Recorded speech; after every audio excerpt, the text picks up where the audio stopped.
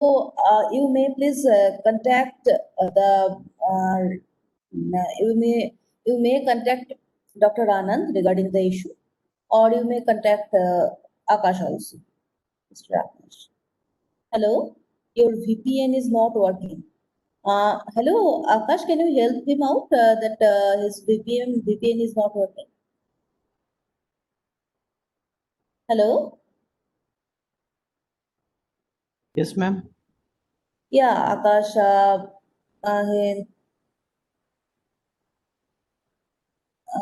VPN is not working. Someone has written me.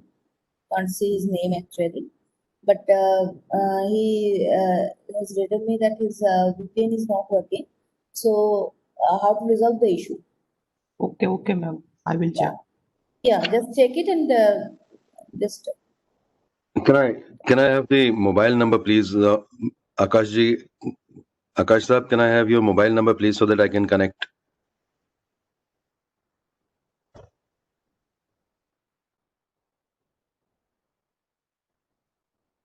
Yeah, Mr. Mayank Saxena is asking for your mobile number.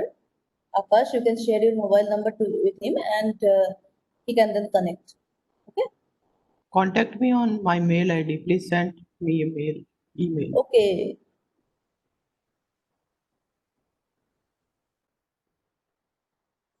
Okay. So let's begin our session. Let me share my slides first to have some detail. Let me share my screen. Are you able to see my screen? If there is any issue, please let me know. Okay.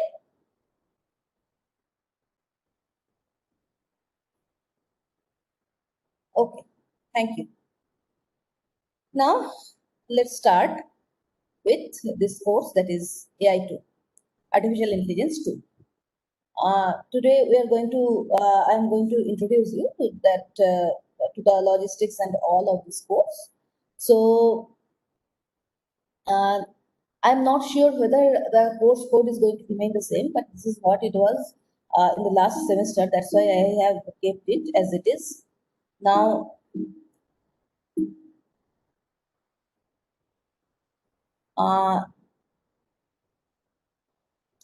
here I am going to initially discuss about the logistics. That is, as you know, the entire session is going to be online, and you are going to have only online lectures. And this is the grading policy that we have decided to have. That is, the weightage of your midsem 1 and midsem 2 is going to be 15% each, and the weightage of the end sale is going to be 20%. And then there comes assignments. What we have decided that we may provide you 6 uh, short assignments in total during the entire semester, and might be 2 in each fractal. Okay. So best 5 out of those 6 short assignments will be considered while grading. And then comes the quiz. That is what we have decided, that we are going to conduct a quiz uh, in each of the lecture, just not in the first lecture of each fractal. Therefore, since you are going to have around 24 lectures in total, therefore there might be 21 short quizzes conducted the entire semester. And best 10 out of those 21 quizzes will be considered while grading you. And the weightage of the quiz is 20%. Okay. So that's what the grading policy that we are going to follow. Okay. Now, as I have already mentioned, that there are going to be approximately 24 lectures, then 6 short assignments, and assignments you can execute in MATLAB, Python, or whatever the language is convenient to you. This is a very important point, that is assignments to be submitted within the given timeline, because delays in submission will cause penalty. Okay. And another point is that reports to be submitted, it depends on instructor to instructor, but most of the cases you may need to submit a report against your assignments, and the attendance rules of the institute, whatever the attendance rules are for applicable for you, that will be followed. Now, this is the class timing, that is every Saturday and Sunday. We are going to meet from 8 to 9:30 a.m. And these are the instructors for this course. I am Devarati Chakraborty myself. I am going to teach you Fractal 1. And it is going to be in the duration of September 26 to November 1st. And October 31st to November 1st is going to be your BITS Minor 1. Okay. Then Dr. Romeo will teach Fractal 2. The duration of that course is November 7th to December 13th, and December 12th to 13th will be the date of Minor 2 examination. Then Dr. Anand is going to teach you Fractal 3. December 19th to January 31st is going to be the duration of your third fractal, and January 27 to January 30, minor 8 SEM will be conducted. So that's all. And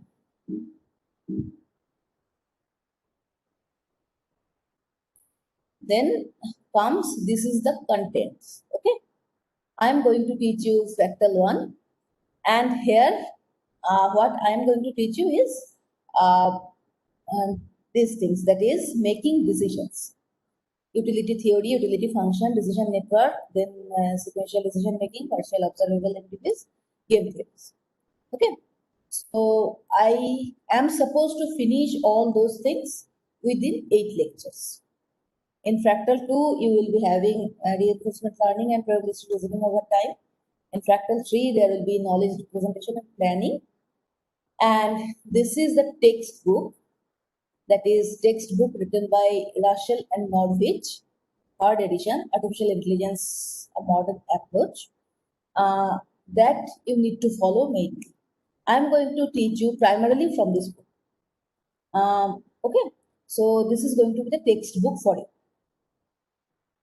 And references will be provided by the instructors accordingly. This is the guideline for Fractal 1, that is my Fractal.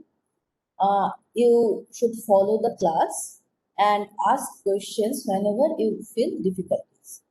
I am not going to address all the questions whenever you are asking simultaneously. But what I am going to do that, here you can see that this is how I have divided the timing. That is 90 minutes timing of my class. That is, initial 10 minutes will be given for the quiz. Then 35 minutes lecture I will deliver. Then there will be a 5 minutes discussion time, on which I'm going to address your queries that you have raised during the lecture. Then again 35 minutes of lecture, and again 5 minutes of discussions. So this is how I have separated out the entire 90 minutes of the class timing. And please note one thing, that I am not going to teach you from PPTs. What I shall do, I shall mostly try to write down the things and try to explain the things to you verbally. I have prepared a few class notes, handwritten notes, those are. I shall share those to you after the class will get over. This is the link, this is the class code of Google Classroom. Please do join, because I am going to share the materials here in the Google Classroom only, and you are going to access those materials from them. Not only the materials, also the quizzes and assignments will be shared in the Google Classroom. Therefore, all of you should join this Google Classroom. Okay. Then there will be a quiz, as I have already mentioned, that there will be a quiz the beginning of each class of a duration of 10 minutes. Okay. The quizzes could be MCQs, could be short answer types. So that's all for today. Now, if you have any question, you can ask. Okay. So this is the introductory section. Yeah.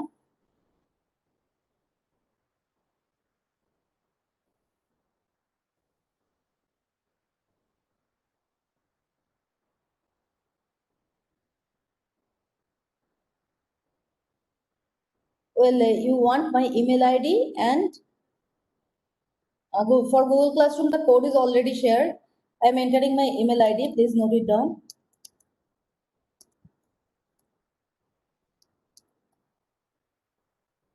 Okay. So this is my email ID. If you want to ask anything to me offline, you are free to ask. Okay. So now I think we should start now the discussion and all. So today's topic, whatever we are going to teach, I shall. Is the board visible? Okay. Thank you. Now, what we are going to discuss today. Well, before beginning it, uh, let me ask you something. That is, this is just an example of whatever I am going to teach today. Let me ask you something. Just write your replies to that chat box. My question is, why did you choose to do MTech from IIT Job? You can write down your replies from in the chat box. Okay, I shall go through it and then I am going to discuss a few things on it. Okay, so you can write down your replies. No issue.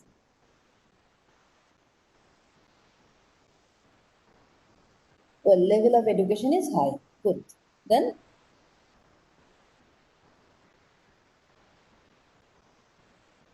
to gain knowledge. Good.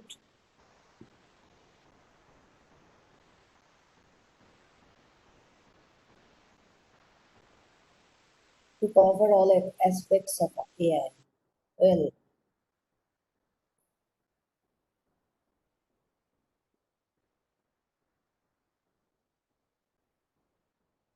okay. Thank you. Thank you for all your answers. So, if you can see, you have a varieties of aspects. You believe that IITs provide best level of education. It has a variety or very good quality of faculties present here. You wish to gain knowledge and also you wish for increment. That is very interesting answer and honest answer, I should say. So that is the thing. So what I am seeing here, that is what actually we are going to discuss in this class. This is a very simple thing that every one of us do. That is, any human being does. Making, I am not very good in writing in this whiteboard. Just pardon me for it. I shall try to just explain the things here, but you don't have to be worried. I shall provide you a good notes. So this is what actually we are going to discuss. That is, I messed up again. Anyway, that is making decision. Okay. So what we do is we carried out decision making. Now, making decision is the topic of our class. how do we make decision?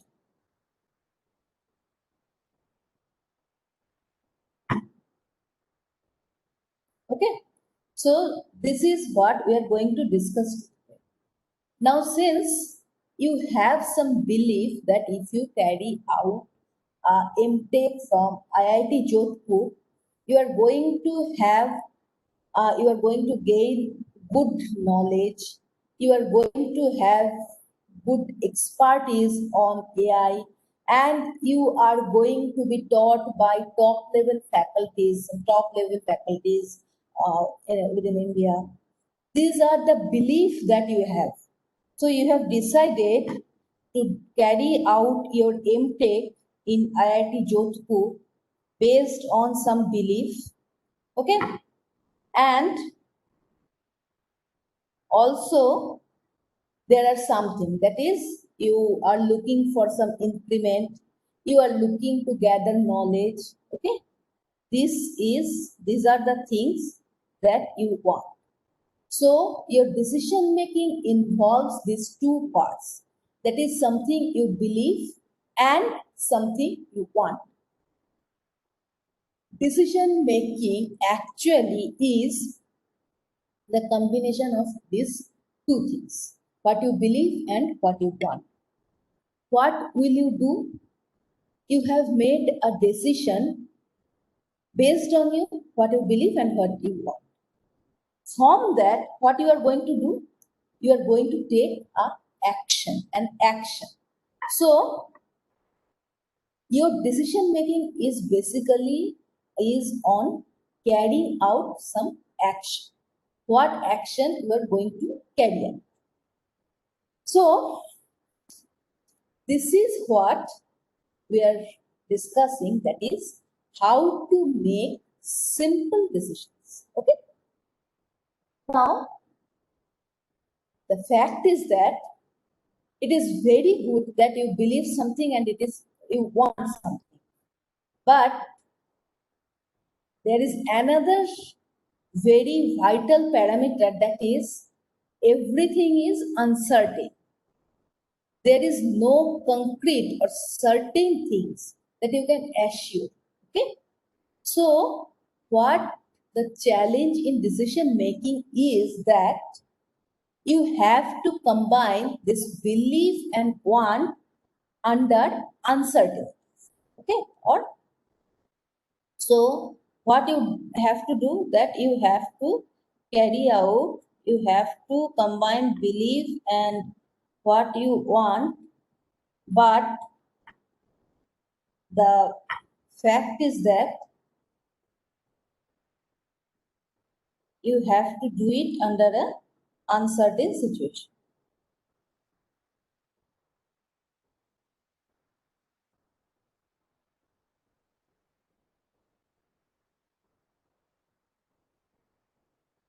This uncertainty is a very, very vital. Okay. Therefore, the entire decision theory stands upon that what action you're going to choose based on the desirability of the immediate outcome.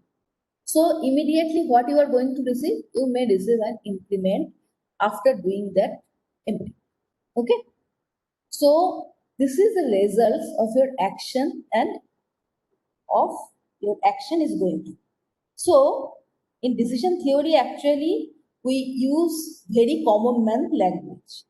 So result is written as result. Okay. Result of the current state that you are having and the action you are taking from this state. Okay.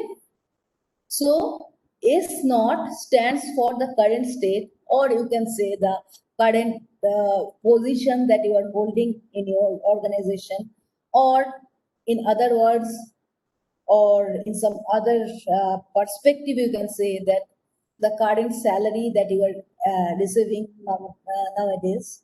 And after taking, you have decided to take an action, that is carried out an MTech for IIT Jodhpur. Okay. And you have some want and some belief that you are going to gain a very good expertise from this institute and all those things. And accordingly, you have taken the action that you should carry out from an MTech from IIT Jodhpur. Now, the want you are going to achieve. Okay, the results in the current state, that is whatever your current state is, you are taking the action on this current state, and ultimately the resulting outcome is going to be what you desired for or what you want. Is this much clear to you? So now what we are going to do is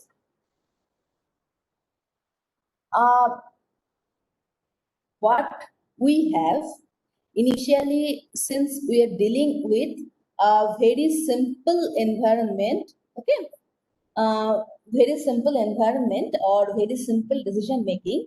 Therefore, we are assuming that our environments are partially observable.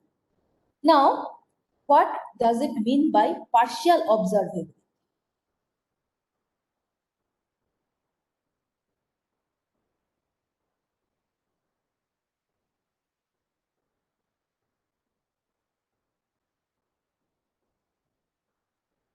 Partially observable. Okay. Now, what do you mean by partially observable? That is, the fact is that the agent. Now here, whatever we are going to discuss, we shall always use the term as an agent. It is the agent, that is, it could be you who is deciding, but you will be pronounced as agent. Okay. So the agent is always going to take the decision. In decision making theory, we shall always assume that it is the agent who is taking the decision. Okay. Now, in partially observable environment, there is a possibility that the agent may know the current state. So it is quite weird fact actually, but it is the fact that the agent does not always know its actual state. Okay, so its current state, in which state it belongs. If the environment or the model is like that, then it is non-observable environment. But now what we are going to deal with is partially observable environment. That is, the agent may have some idea about its current state. Okay. Now,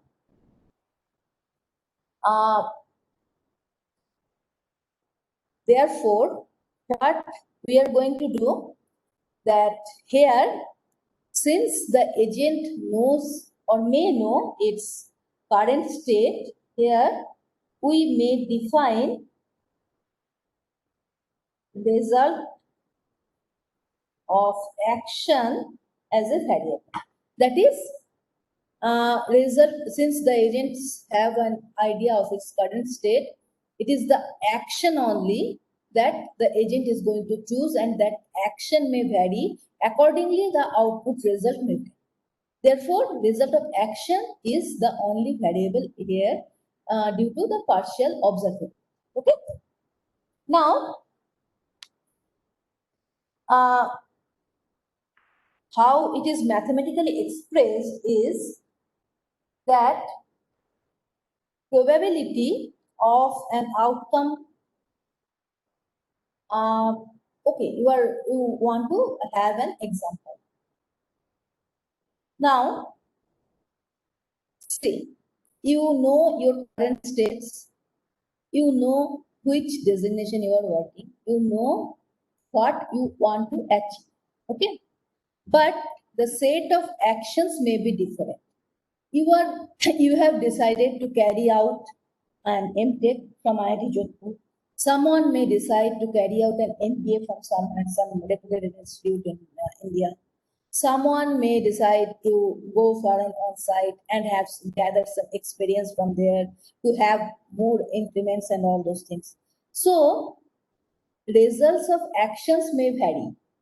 all of you may not reach to the same goal, okay, the same point, but according to your actions, the results may vary.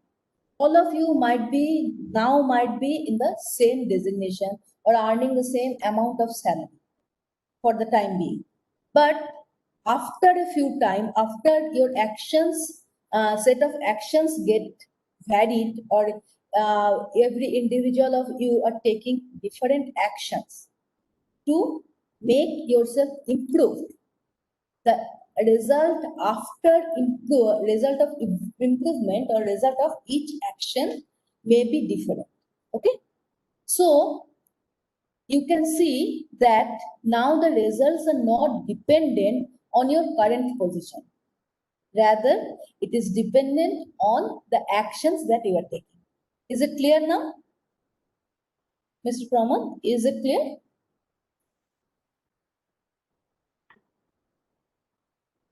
Well, now,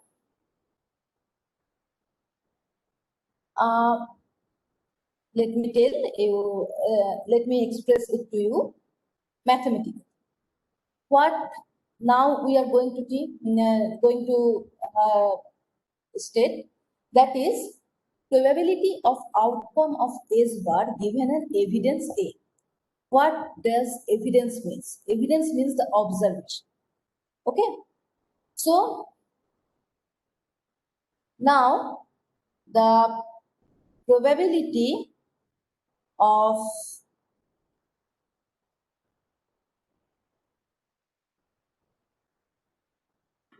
result A equals to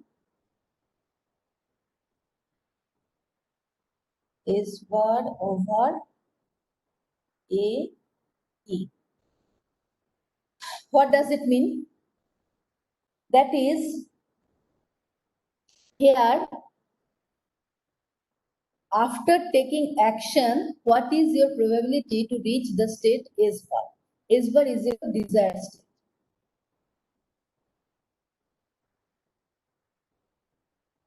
But the result will also be dependent on the current state, as in the action to be taken depend on the current state. Yes, action is to be taken dependent on the current state. That is, there is no issue. But if you are in the same states, or if you do have an idea of your current state and accordingly you are going to take action, then your next state will be dependent only on your action, because you are moving from your current state and you can't change it right now.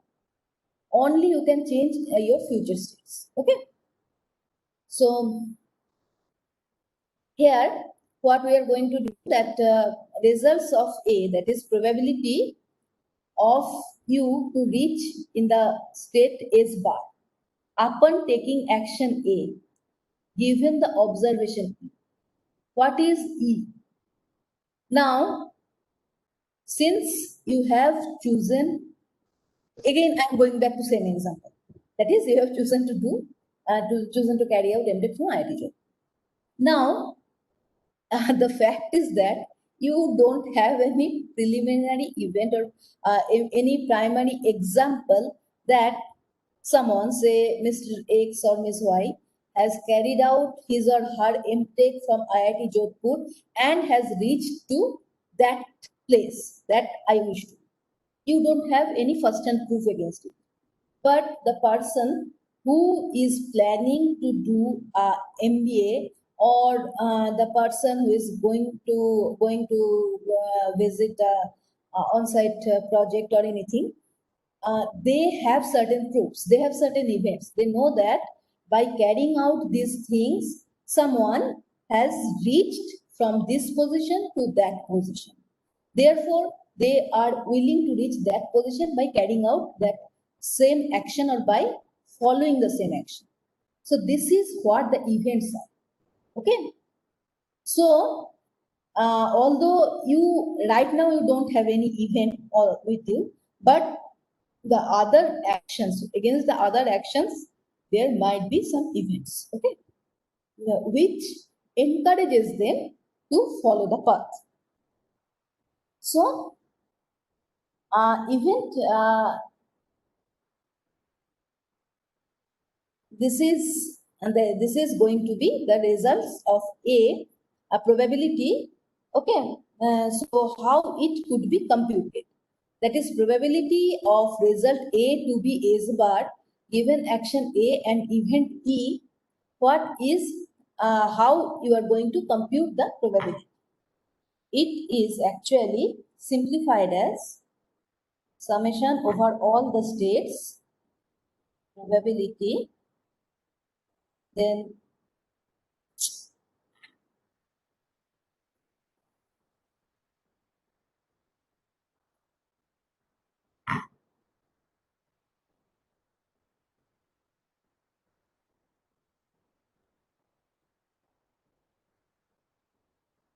results is A equals to S bar over A into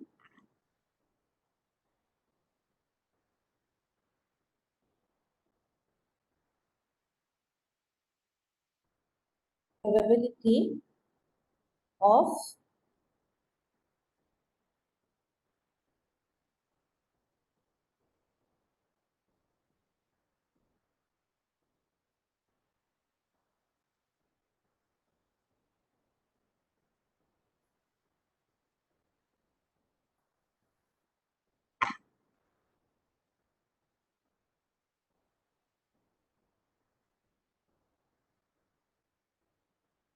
okay.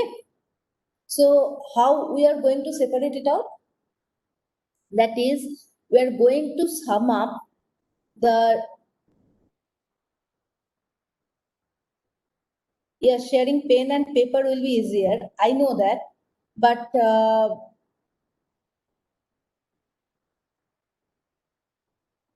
I am actually going to share you the notes. Okay.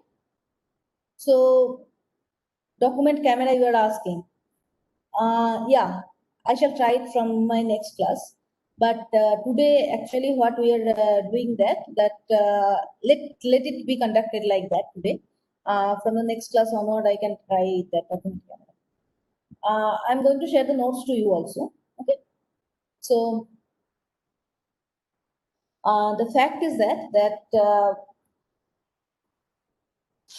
probability of results of SA, that is uh, S and A is given equal to S is your initial state, given all you are summing up over all states. S is the initial state, and after taking action A, you are going to reach to you are going to reach to state S bar upon action A, and then you are multiplying it by probability of S naught equals to S over E. Okay. So what you are doing here actually, you are since it was here, you can see that uh, the event was here and explicit. That is, it is explicit, and you are going to make it as implicit. So event, it was actually independent of event, just it was explicit here, but you are now you are making it implicit with this equation. How that you are going to compute the probability of P of being S naught is not equals to S, that is in this state, that is current state will be that the state that is on which you are computing the entire thing over that observation. Okay, what is O? S naught. This is S naught. S naught is the initial state. Okay, so your initial state is going to be the state under consideration over the observation. This part signifies that. Okay. So now the agent's preference is agent's preference quantified with a single number. The fact is that now we have come to a very interesting part. Could you please explain E? I have already given an example of event, that is the observation that you are having. Whenever you are going to carry out given AE, yes, given AE. Given AE means that is you are going to compute the conditional probability. Your action that you are going to choose is fixed. Event is the observation. Okay? Hello? Yeah. Event is the observation, that is you have seen that upon taking that action, someone has reached from this state to that state, that is your desired state. Okay? For example, you are drawing a salary. It is just an example. You are drawing a salary of 10,000, and upon taking a step, like upon conducting an MBA, someone is drawing now a salary of 30,000. Okay. So this is your goal. That is, now I am earning 10,000 per month. I want to earn 30,000 per month, and I know someone. I know Mr. X, who carried out his MBA and is now drawing 30,000 per month just by taking that action, that is carrying out an MBA. So this is the event that you are having in your hand. Okay. So this is the example. Not only Mr. X, but there could be, you might know such 20 people who has done this, who has taken that action and has reached from 10,000 to 30,000 salary. So this is what your objective is. You also want to reach or want to draw 30,000 per month, and that is since you are drawing now 10,000 per month, and your aim is to reach to that level, that is earning 30,000 per month, you are taking the same action. Okay. So this is the example of events. Now, the fact, now we are going to discuss a very, very, very interesting thing.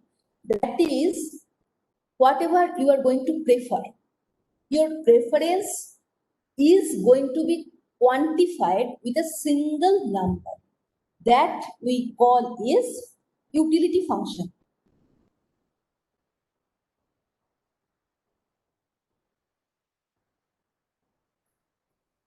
Utility function. Okay. So utility function is generally represented as U of S. So what you are preferring, or the preferred state, that state you are preferring is going to be quantified. Normally or usually we don't give any numerical value to our preferences. Okay, we prefer to do something, but we are not quantifying it. We never quantify in our mind that this preference is given this much of value. We human being does not carry out think like that, but the fact is that now we are going to give a value to our preference, and that is called utility function. Okay. Now, when you have some evidence in your hand, then what you are going to carry out? You are going to carry out expected utility of an action given an evidence. So, what you are going to do?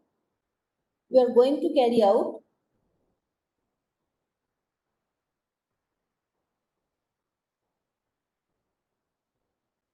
this is actually known as expected utility.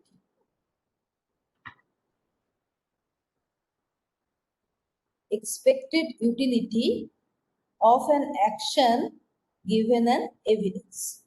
Okay. So since you are going to take an action, why? To achieve your desired state.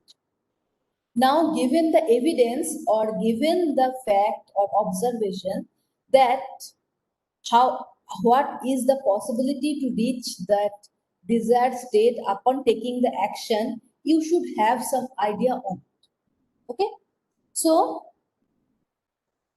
average, what it is actually, what I have actually already mentioned, that it is the average utility value of the outcome weighted by the probability of occurrence of the outcome. Okay, so let me express it mathematically, it will be easier. So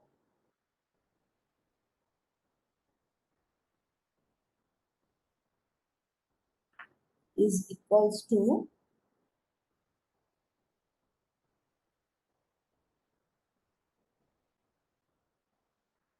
summation of over is bar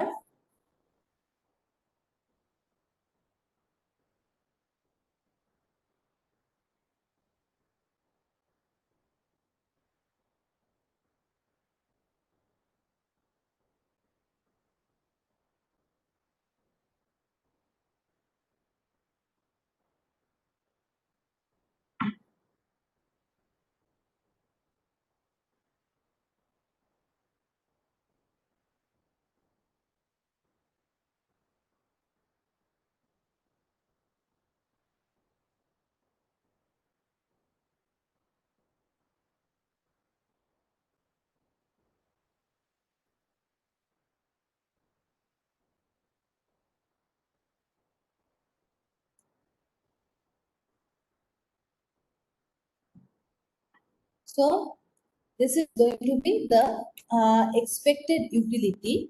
That is, you are going to take an action and you have some evidence. So here, how does expected utility can be expressed? It is nothing but the summation of achieving a result, the probability of achieving a result from upon taking action A, achieving the result is bar, given action A and evidence multiplied by that utility of that state. Okay, so what is it? That is, what is the probability for you to achieve the result? That is the first thing you are going to calculate. That is, you want to achieve a result S bar upon taking action E. You must be having some evidence against it or some observation against it. Okay, and that state, that is how much desired it is, that state should have some quantification, that is utility. Okay, so this is how you are going to compute the expected utility. Now there comes another principle, that is maximum expected utility principle. Okay, or we call you MEU. MEU. Okay, now what does MEU or maximum expected utility principle tells us? It tells us that agent should choose the agent, any agent should choose the action that maximizes the agent's expected utility. So anyone should go for that action that maximizes this part. So upon many actions, upon a range of actions, you should choose the action that maximizes this part. Okay, so this is the optimal action actually. So you should choose your action that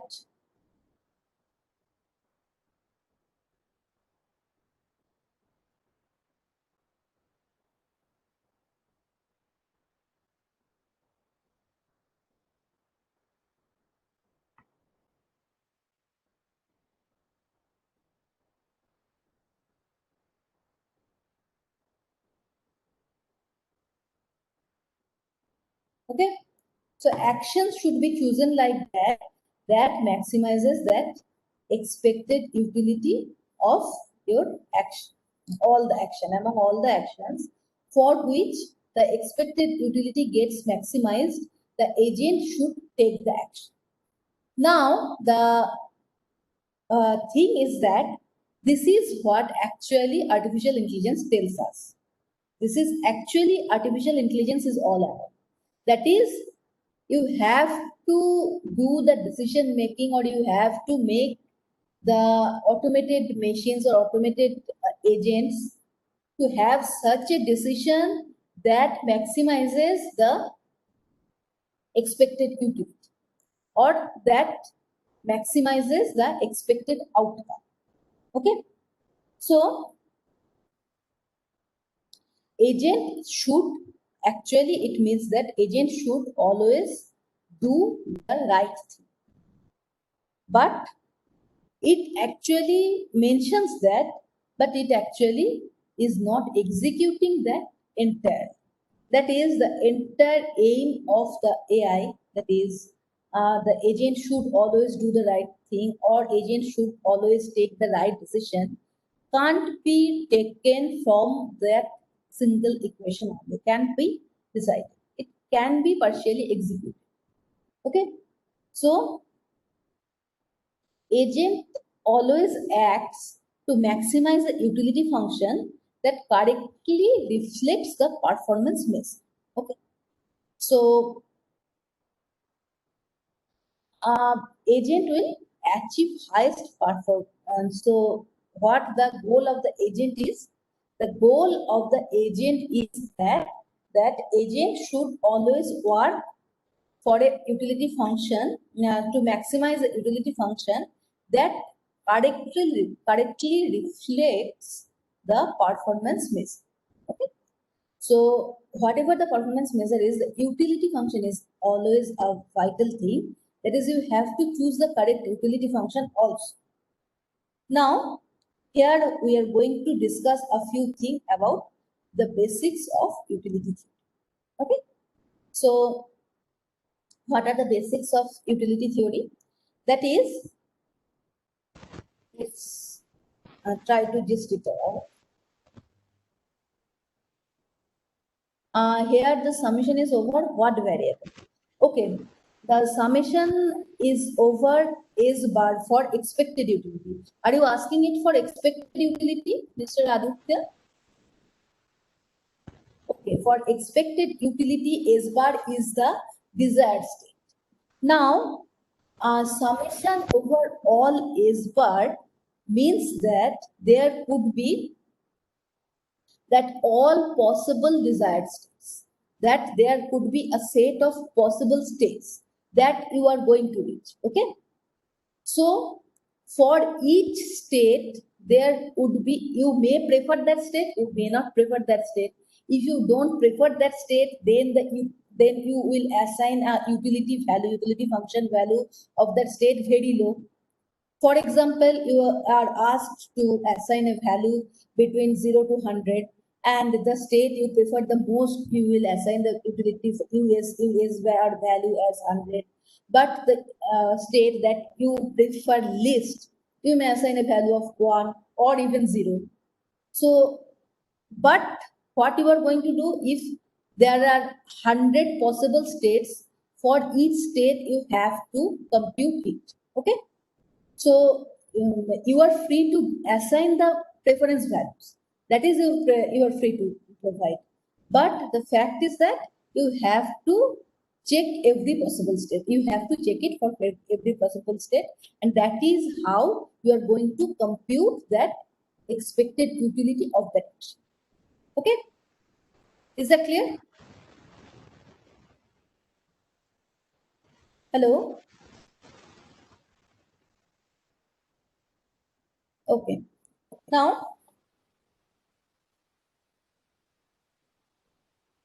Now, see, we are going to discuss about the basics of utility theory. Okay.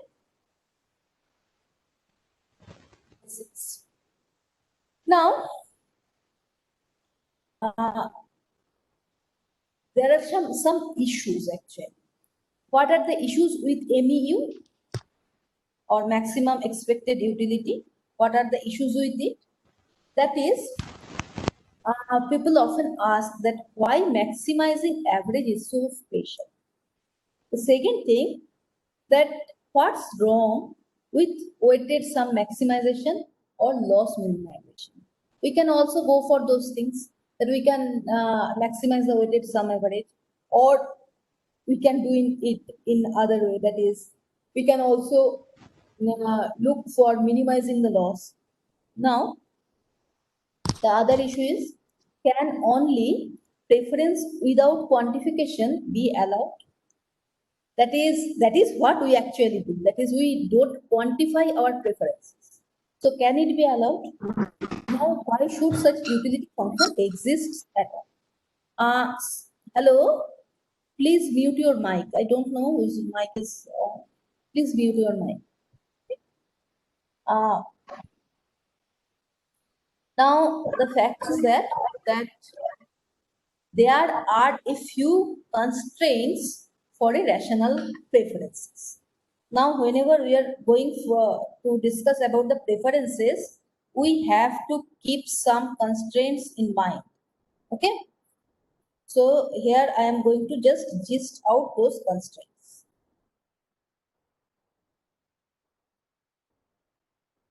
Okay.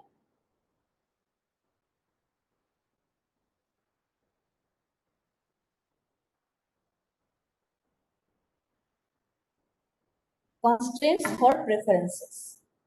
First one is, if you are given with two choices, you should prefer, you can prefer one over another. This is the symbol that is how we are going to give the, this is how the preference is annotated.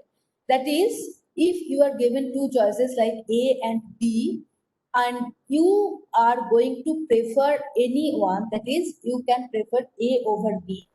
Or the second possibility is that you equally prefer both.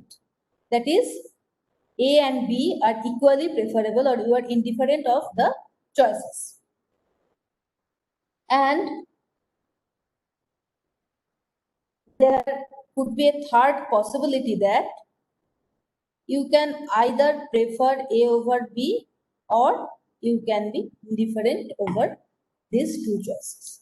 These two can also happen simultaneously. But agent does have no initial idea of A and B, or how the things are going to be. Well, if you follow the article in, actually I am following the book only, and here in the chapter 16, you are going to have the explained, everything is very much well explained. That is what I am explaining. And there you can see an example of constraints. Okay. Second and third case. In third case, both can simultaneously happen. You are preferring A over B as well as you are indifferent of A and B. Okay. So here an actually example is given.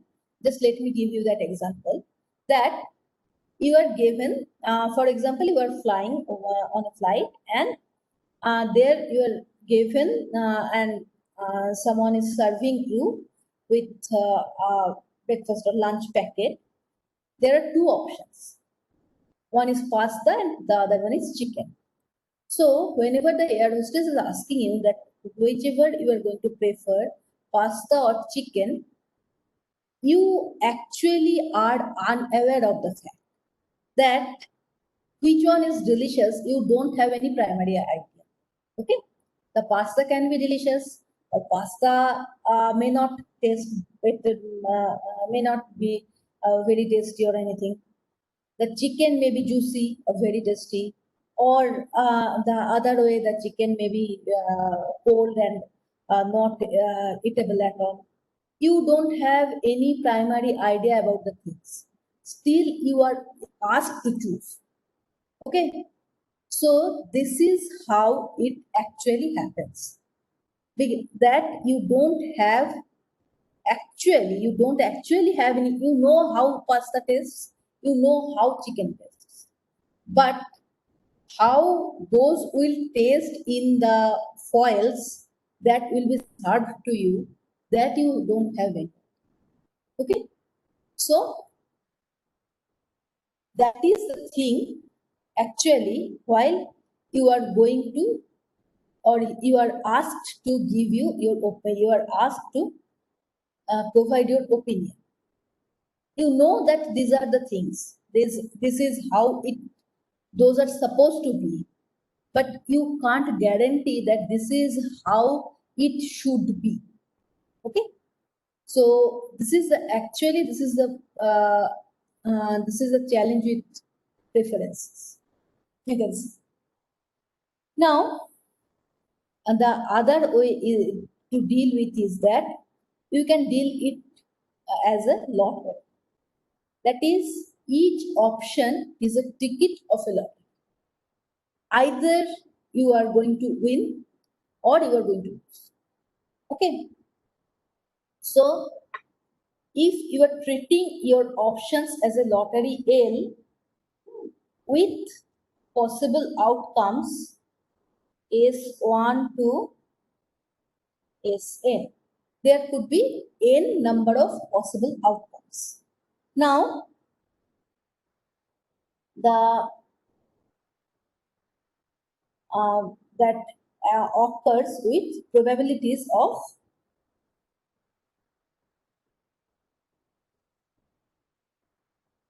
P1 to Pn.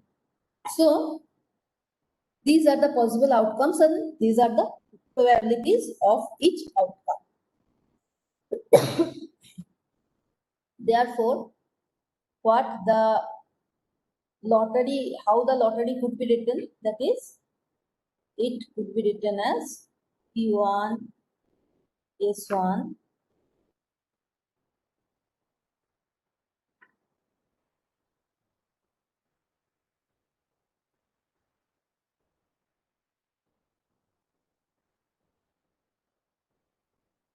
So this is how that lottery could be written.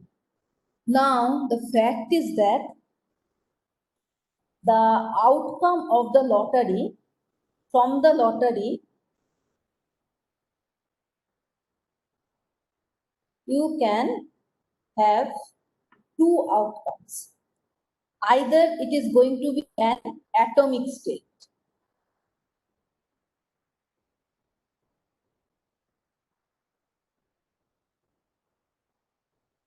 or it is going to be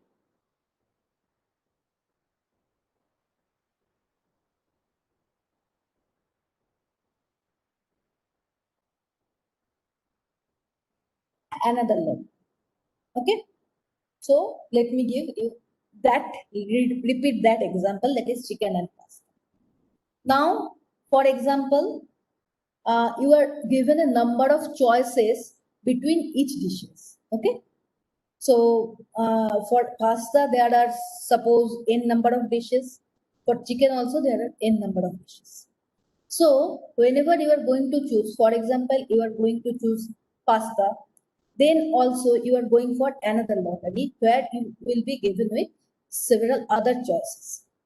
Okay, so for that, for example, you have then chosen the some pasta with white sauce. Okay, now even you have chosen pasta with white sauce, there could be a number of other varieties within that pasta with white sauce only, or there could be a single dish with them, that is pasta with white sauce. Okay, so when it reaches an atomic state, this is the only option you are left with. But when it is going for another lottery, then you have to keep on that choice, or you have to keep on with your preferences. So this is actually the outcome of a lottery could be. So this actually increases the complexity of the lottery. Now, the how much complex the lottery could be, or how much complex the lottery you can prefer, is dependent on the underlying states of those lotteries. That is your preference between the underlying states of those lotteries. Okay. So actually, what we are now going to discuss about, that is, there are a few constraints of preferences, or whatever we have discussed, that is, how we are going to choose, how we are going to assign utility values and all those things. There are some constraints that we have to follow before assigning any utility values to anyone. Okay. So these are the 6 constraints that before defining utility function, anyone have to follow. 6 constraints. These are very important constraints. The first one is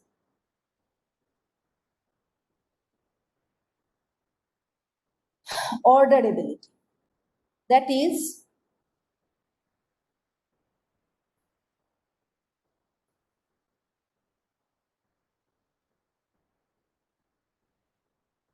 orderability. That is, you can prefer A over B, or you can prefer B over A,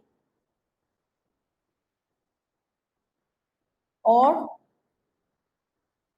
you can prefer them equal. Either of these three should hold. Okay. Either you prefer A over B, or you prefer B over A, or you should prefer both equally. This property or this constraint is known as orderability. Then comes transitivity. Transitivity, what does it mean? That is, if you prefer A over B and you also prefer B over C, then by default you should prefer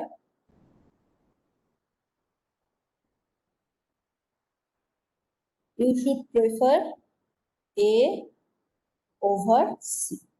That should be followed. That constraint should be followed.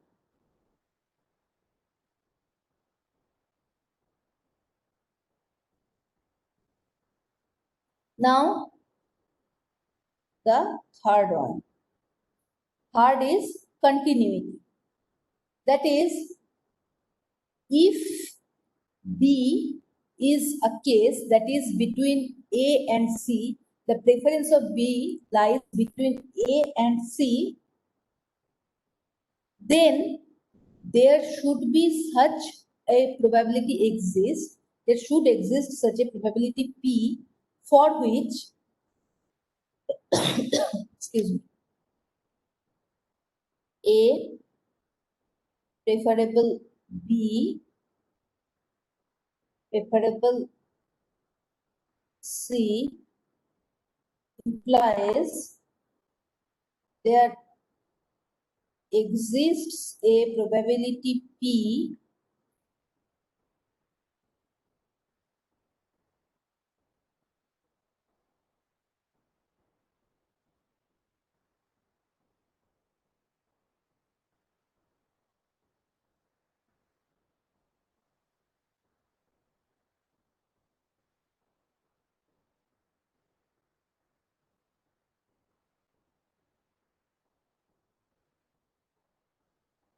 So these two should be equally preferable. That is, there should exist a probability P for which this lottery, that is PA and 1 minus PC, should equally be preferable to B. Okay. So for some probability, this lottery and B should be equally preferable. Then there comes the fourth one, that is substitutability. That is, if agent is indifferent between two lotteries, A and B, then they will be also indifferent between two complex lotteries. That is, if A and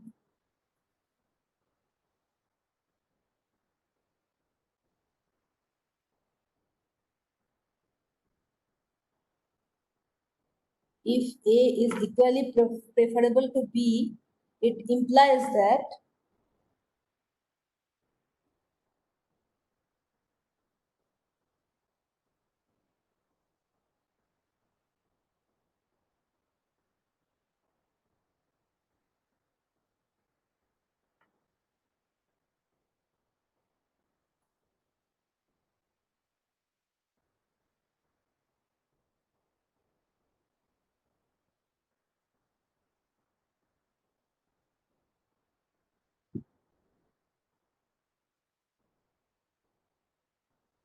so this is actually that if A is equally preferable, then these two cases should equally preferable too. This is the fourth constraint. Then comes the fifth constraint, that is monotonicity. That is lottery has two possible outcomes, A and B, and if agent prefers A, it will then prefer the lottery with higher possibility of A. So if agent always prefers A,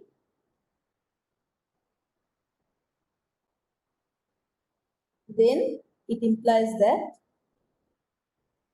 the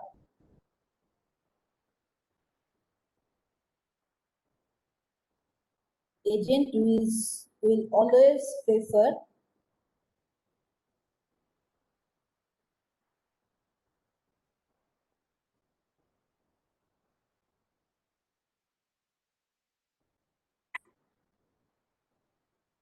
RHS of 3, 4, and 5. 3, 4, 5 is not written in it. Let me complete 5 and then I shall explain. Okay.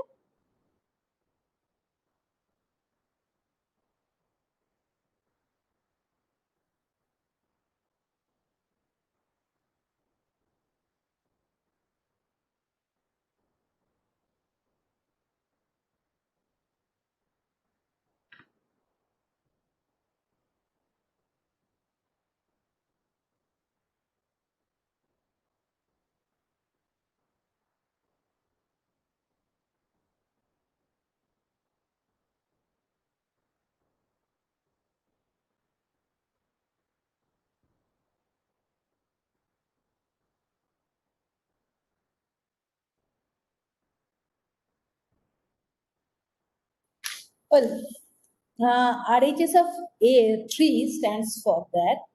That is, you have a strict preference. That is, you prefer A over B over C.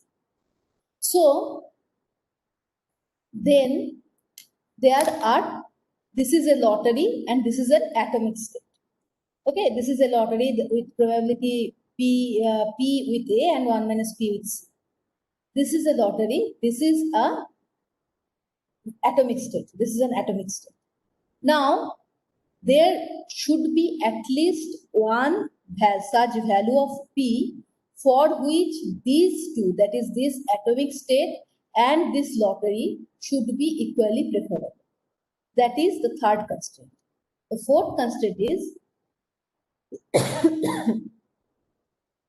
concept of lottery is that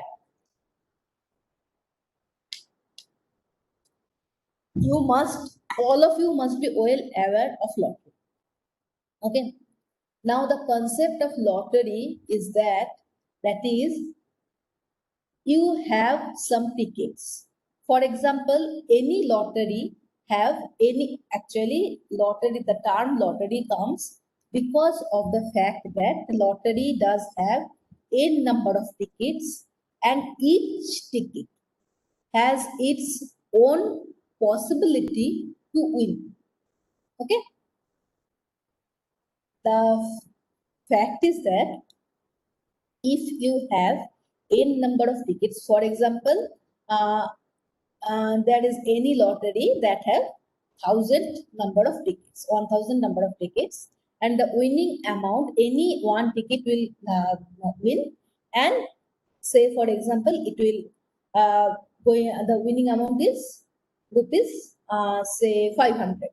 Okay, so any one of the lottery is going to receive that 500 rupees, but the fact is that every possible ticket number has its own possibility to win. It is not uniform. Yes, we claim that the entire thing is uniform, but it is not uniformly divided. That is, with probability 1 by 1,000, we may not always say that every ticket has the winning possibility of 1 by 1,000. Okay? Rather, it may vary from ticket to ticket. This is how the probability for each outcome or each possible state has an unique probability value. Varies from for S1 to Sn, there are going to be P1 to Pn probabilities. Okay. So this is how we are going to explain the lottery. If you remember with the equation, that is, I have already written, that is L equals to P1 S1 to Pn Sn. Okay. So with each possible state, we have assigned a probability of that state to occur. Okay. So this is what we are actually saying to be a lottery.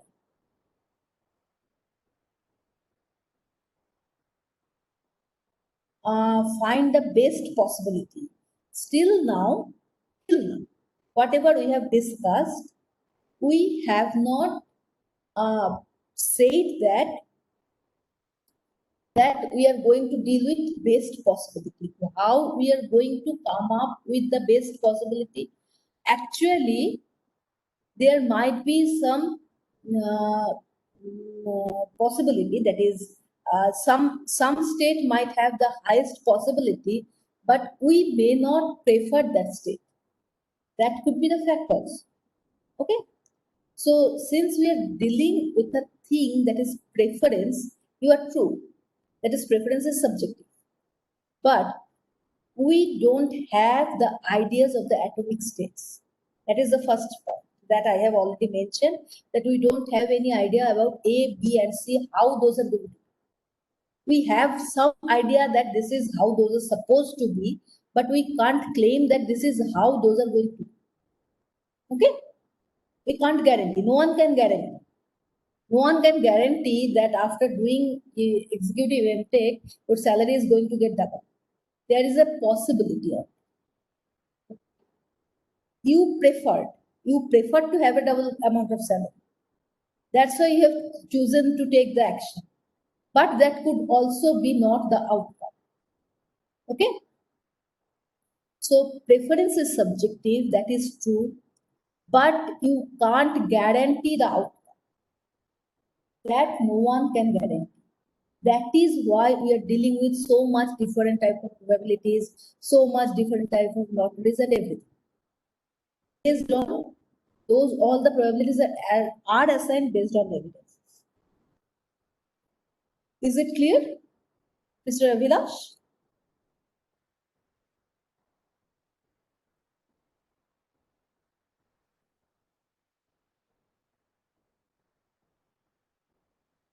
Well, how do we decide on preference which to take? The fact is that we choose our preferences.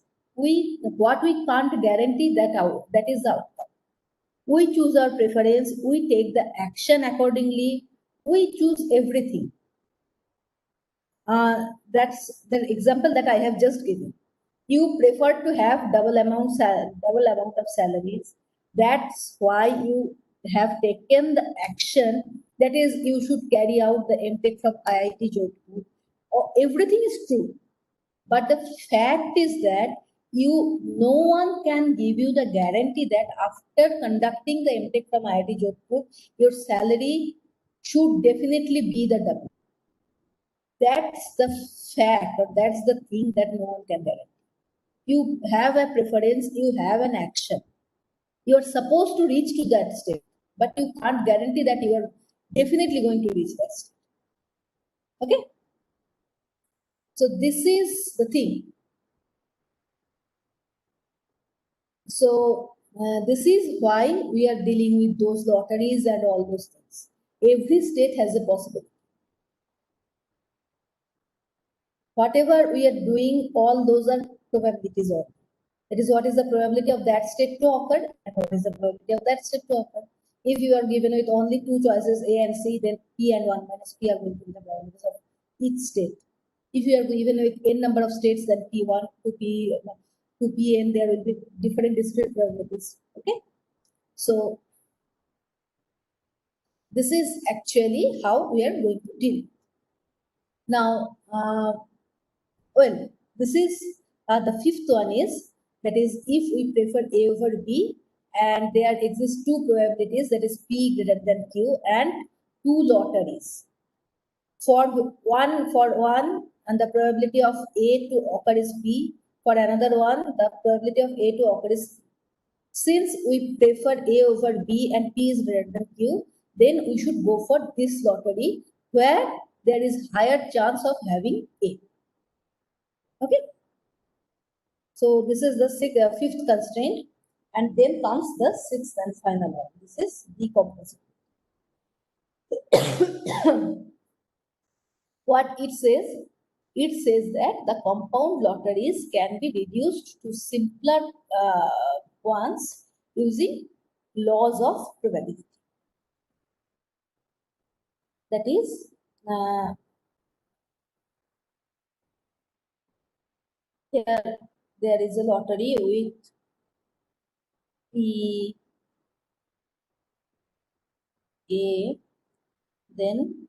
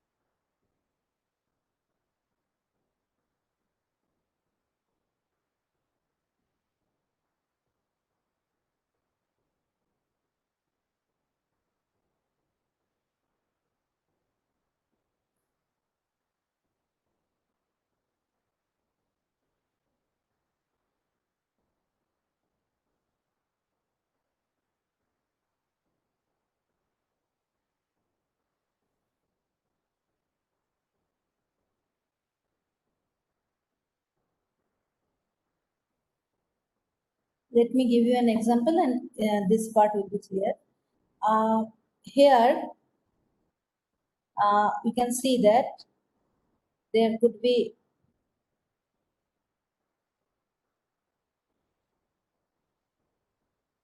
here, this is going to be P with A.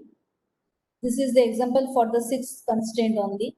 Then there comes 1 minus P, this part, and here we are going to Q, that is, here it is Q, and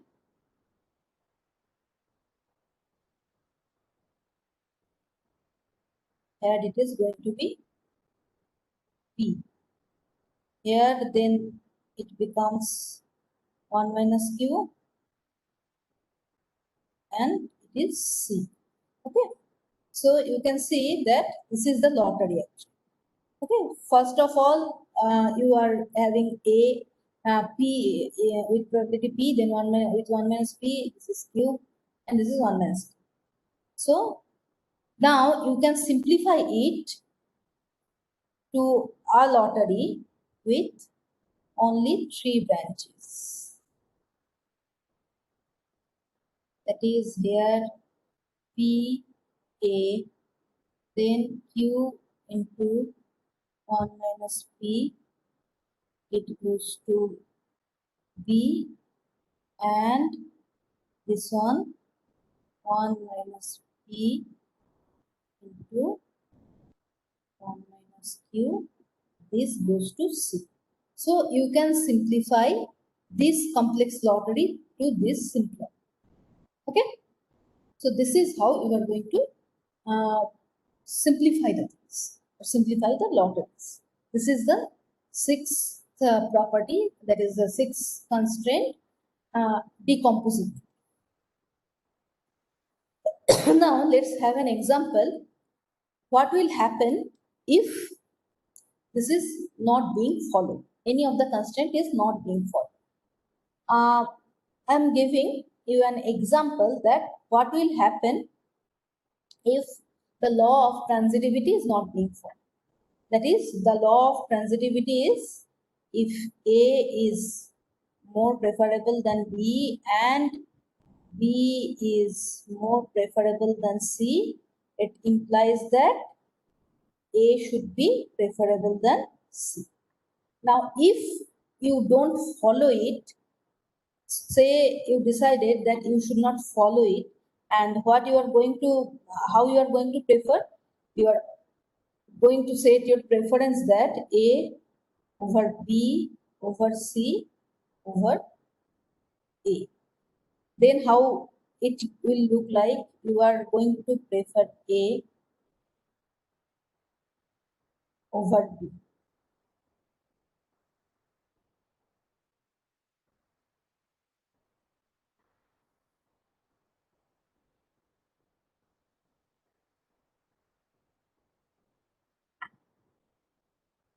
B over C, and then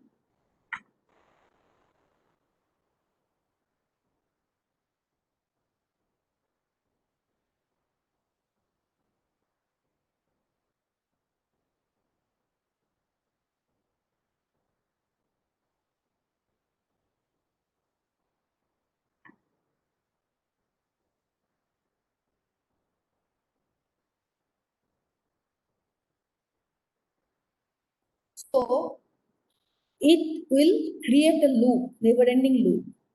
That is, you are preferring A over B, B over C, and then C over A. Then it will come up with a never-ending loop, and it will look like. That is, it will generate an irrational behavior. So, breaking up of this type of breaking up of any of the 6 constraints will lead to a irrational behavior. Okay, this is only one example of it. Now, any other questions so far? Agent choose to decide on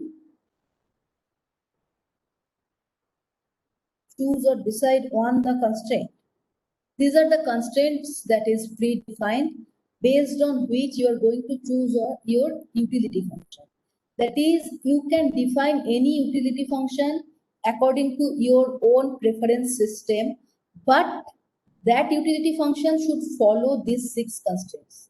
These 6 constraints should not be broken. Okay?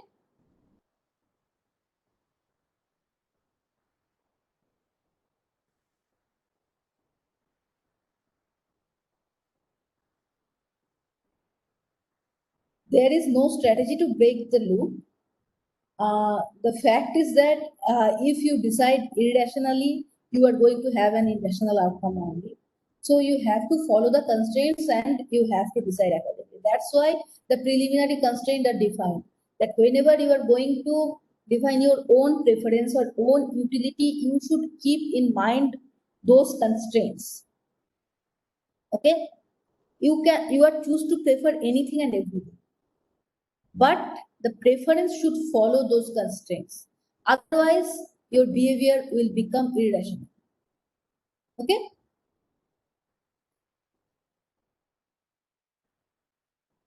Now, what we are going to, we don't have much time left for today.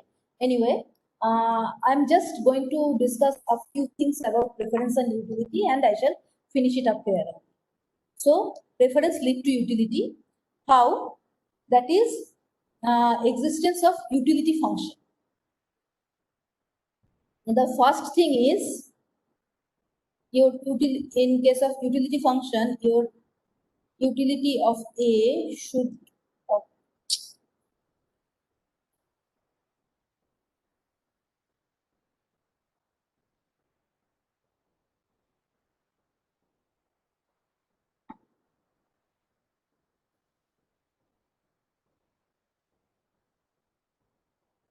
utility of A should always be greater than utility of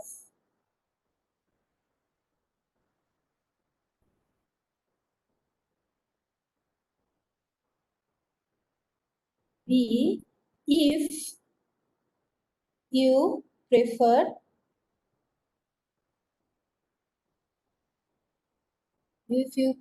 A over B. And similarly, utility of A, remember utility quantifies your preference. Therefore, these quantifications should be like that. It should reflect your preferences. Okay? If A and B are equally preferred. Okay? So, these are the things, that is how the preference lead to utility. So, this is all for today. If you have any other queries or questions, you are free to ask me now, or otherwise I shall quit. Remember, tomorrow I am going to conduct a test. We're going to conduct a quiz from of 10 minutes in the beginning of the class. Okay. Book is Russell's and Norwich Artificial Intelligence, Introduction to Artificial Intelligence, Russell's and Norwich, third edition, published in the year 2009. Do you have that book with you?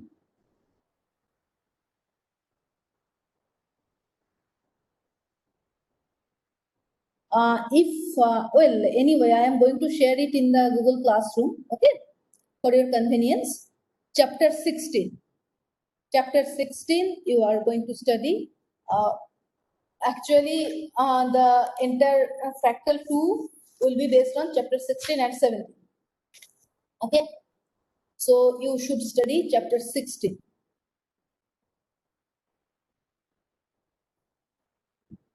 Google Classroom link, okay, just wait.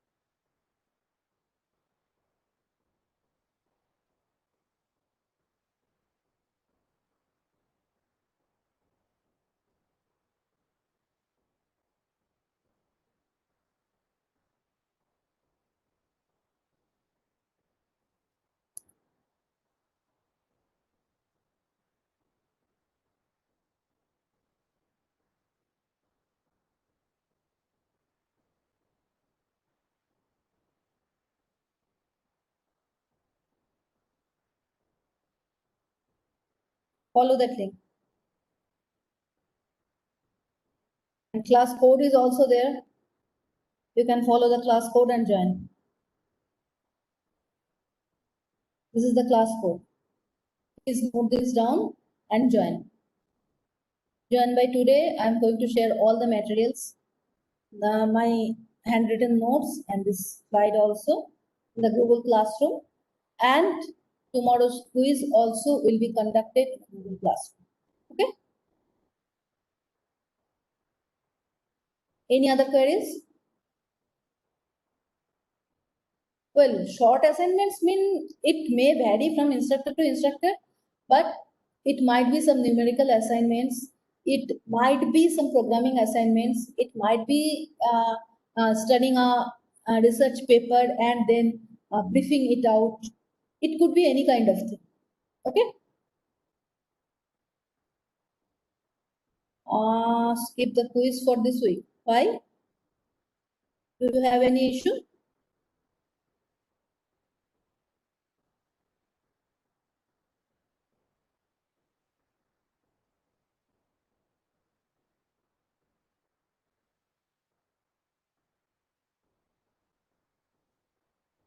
Yeah, I shall prepare accordingly.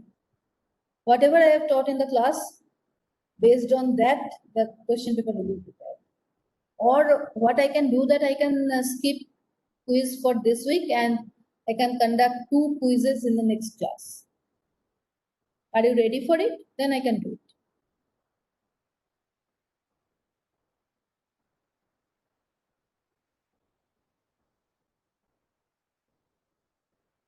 There is mixed response.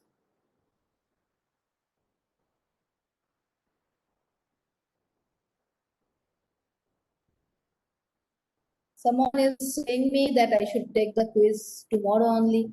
Someone is asking me that I should conduct the quiz in the next class, next to next class actually. So actually what we have decided that there should be one quiz in each class, Ranjan. This is a decision of not only for me, but all of the 3 instructors, all of us decided it together that we should conduct each quiz in each class. So we can't skip. You don't need to be worried of it because whatever I teach in the class, all the questions will come only from that. Okay.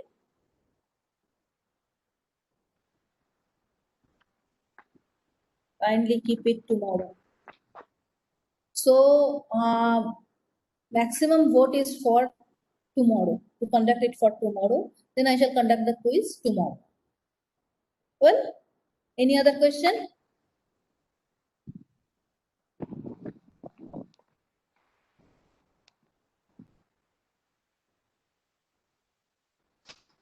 Hello? Any other question?